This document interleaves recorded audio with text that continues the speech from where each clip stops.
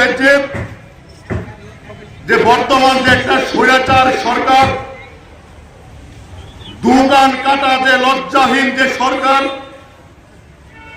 এই সরকারটাকে ইতিমধ্যে পদত্যাগ করবার জন্য দাবি নিয়ে আমরা এখানে আসিনি। আমরা এসেছি আমাদের প্রেসিডেন্টকে তিনটা দাবি নিয়ে,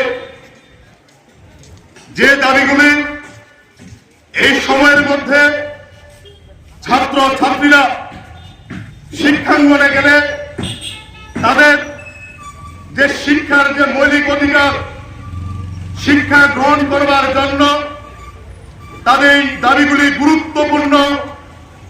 এই দাবিগুলি নিয়ে আজকে আমরা এই গণঅবস্থানে এসেছি। আমাদের দাবি রাজ্যের প্রত্যেকটা শিক্ষাঙ্গনে শিক্ষক নিয়োগ করতে হবে। আমাদের দাবি গোটা রাজ্য জুড়ে আমরা দেখছি এ রাজ্যের সরকারি শিক্ষা ব্যবস্থাটাকে বেসরকারি করার দিকে সরকার ঝুঁকছে। এর বিরুদ্ধে সরকারকে গুরুত্বপূর্ণ পদত্যাগ গ্রহণ করতে হবে।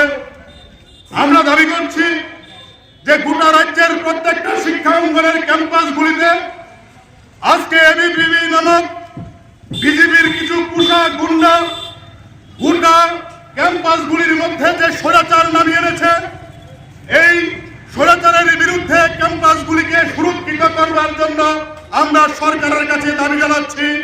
এই দাবিগুলি নিয়ে আজকে আমরা এখানে গণ অবস্থানে উপস্থিত হয়েছে।